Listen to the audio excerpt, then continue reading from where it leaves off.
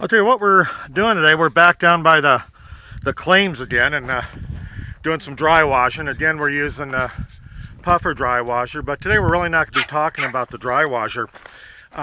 We decided to work this dry wash here, kind of a creek bed, a narrow creek bed. And it comes down off of a couple of mines, so we're hoping to get some nice color out of this. Some other people have worked it, but what we found when we started working here was there's a lot of gravel. Most of the stuff in the creek bottom is rock size down to 1/8 inch gravel. We only brought a 1/4 inch classifier with us, so it was a little bit hard going through the dry washer, running the larger 1/4 inch gravel through. It was kind of just not acting right going through it. So what we decided to do, we dig all the way down to bedrock. We're ignoring the overburden, and as you can see here, we've got this hole started. We've been working on this for a couple hours, and it's really rocky down here, so we've been pulling the overburden off down to about a couple inches over bedrock, and then instead of trying to shovel it out, which is just a real pain, we're using the vac. And in my other video on the dry washer on the puffer, a couple of you guys had asked about what's a gas-powered vacuum. Well, this is one here. Basically all it amounts to is a weed blower, a yard blower, mounted on top of a bucket. The air sucks in through the bucket because that's the intake is mounted downward on it. We got the hose, runs out to a nozzle here, and the exhaust port just comes out and blows stuff out the other side. When you're using this, you want to aim it away from you, because sure enough, the little rocks and stuff will get through it, and they sting like hell when they hit you from this. And another thing it does, it builds up a lot of static electricity. So if you're using this and then you need to fill it up with fuel, make sure that you grab the machine, you touch it on the side, touch it on a couple of parts of it to dissipate that static electricity. Because if you grab your gas can and come over here and open up and start pouring fuel, well, you might have a little more than you're anticipating. Matter of fact, right on the side there it says caution, static electricity. I'll back up here a little more, show you the hole we're working in. Not the shadows we'll have it down there. We're right down on bedrock. It's really hard digging here because you got to go through a lot, like I said, a lot of overburden, a lot of larger boulders. This is the next hole we started working. We shoveled it off down to here, down about 12 inches of overburden, and we're right down on the top of the bedrock. So what I'm going to do is I'm going to go ahead and start getting back at vacuuming on here, and we'll get Glennis to come over here. And okay, so what we'll do is we'll go ahead and get going on this. We'll take off some of this overburden and get down to bedrock here. We've basically just been raking the larger stones out of the way.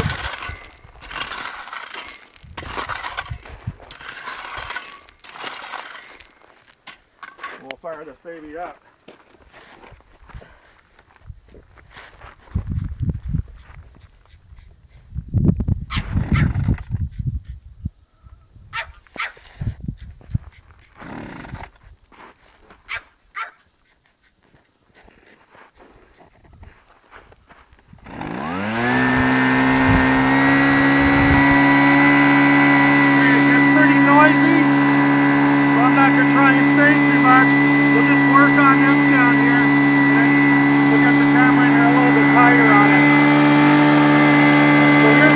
Overburden up here, you see we're getting down to the rocks and the bedrock. It's kind of just like working a dredge in a stream, but you're just using the air.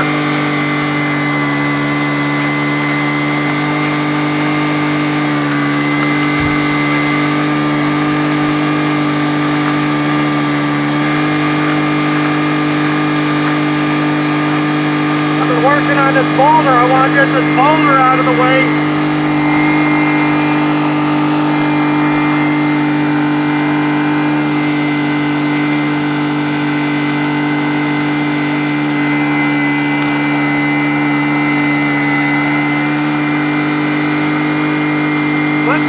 Down in here, those roots are good. Sometimes they'll hold gold on them.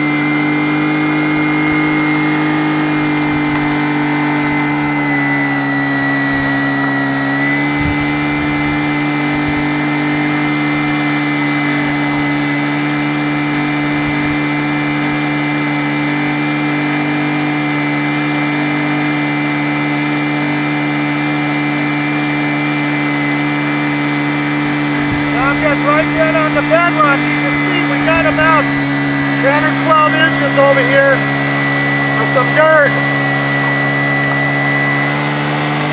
We're just going to work all that into the back.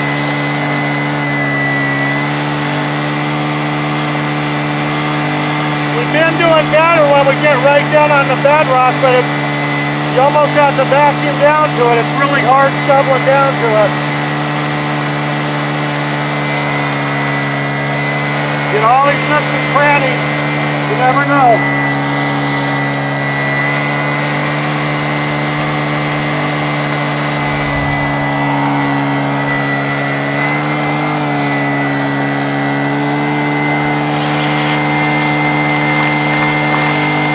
There we go, we're right down in there now.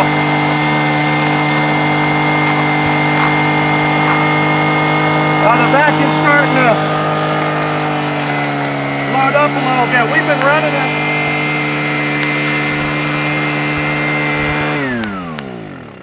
running it for probably about 10-15 minutes before we started the video, and we'd actually worked this area down here and then we started the video, so it's about all the way filled out. Let me check it.